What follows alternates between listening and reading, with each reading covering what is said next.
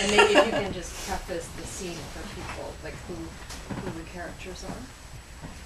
Or if you'd like me to do that. Can you do that? Because Okay. I don't remember. I'm sorry, sure. yes.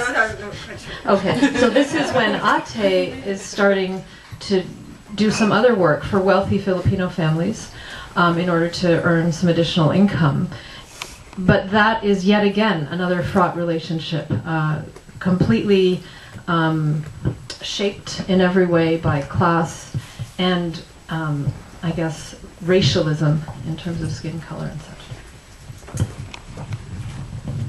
So Ate is working for the Herrera family now. They're another Filipino family, or cooking for them. Oh, and Ate is looking. Ate right now has Jane's baby, who's half. No, she's just a white Filipino baby, and Herrera, who's the wealthier Filipina, is noticing the baby. She's so pretty, so white. She reminds me of my Josefina. People always said Josie looked mestiza too. Ate bites her lip and feigns agreement. Josefina Herrera is the spitting image of her mother. If she squatted down on her haunches, even if she were still stuffed inside her $18,000 wedding dress, she would look just like the Igorots who came down from the mountains of Luzon, crouching on the roadway and donated American clothes, brown as mud. So,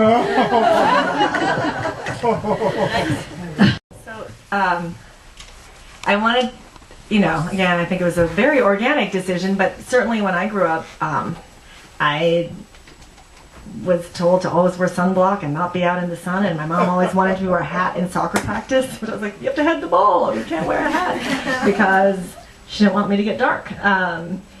And on top of that, I would hear, whether it's from my family or my friends, flash forward to New York City who are domestic workers, things like, you want to work for the Americans. You don't want to work for another Asian family. You don't want to work for another Filipino family. The Americans are so much nicer. They're so much better as employers.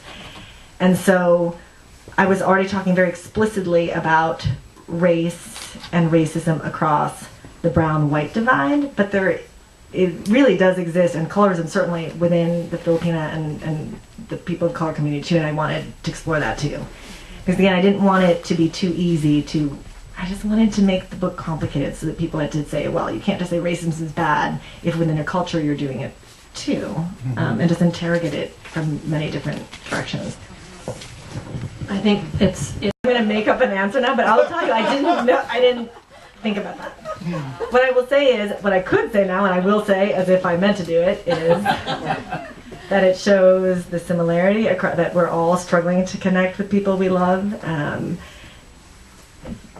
regardless if you're privileged and white like Reagan, or, I mean, I could say that honestly, I'd never noticed that. But you're right. That's true about the book. well, maybe I should ask more then about.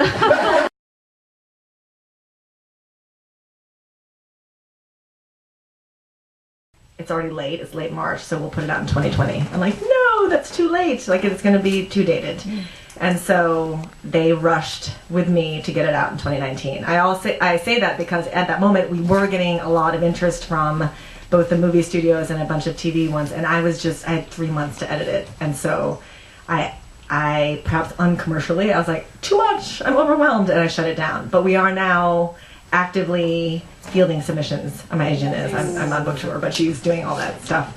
So I don't know. I know nothing. I don't know what's happening. Oh yeah, Netflix, okay.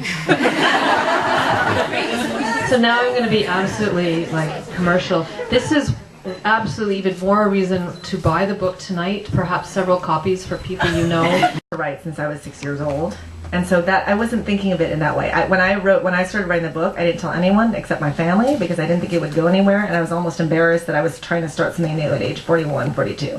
So I definitely did not think of it in the context of my contribution or a hole that I was trying to fill. It's something I wanted to do for my whole life, and that it's happening is a total dream come true. But I didn't even take it seriously enough, or take myself seriously enough to think, well, I'm going to fill this whole... No, I didn't think it would go anywhere. I mean, I just had to tell the story, to be very honest. Okay, I know. When I sent out the manuscript, it was not even a year and a half ago to agents. During the 5 or 6 years that I was writing it, anytime I met anyone, anywhere, who said that they knew an agent, I'd write it down. Like, I was like, oh, you're writing a book? Well, my friend from summer camp was an agent. I'm like, friend from summer camp, agent, met on this date, called them. So I had a list of all these random vague connections, and when it came down to send out my book, I picked the top 4 names and I sent them out, and it turned out that it worked out. And what's funny is my story, I believe, is what, and what I've been told is what sold it, because in my pitch email or whatever, I said, this is my background, I'm from the Philippines, and this is the story I want to tell for these reasons. And I actually think it helped me. The only thing I had to fight at all for was the ending, because whether it was speaking to agents and them telling me the changes they'd make, or when I was in editing, I think people would have preferred a much directly happy ending. And I just don't believe that that is what happens in America. And that I really fought for, like really fought for. But that was less whitewashing, that was more, I was like, that's BS that it would turn out that way, and I'm not changing it, and I'm just not changing it. So.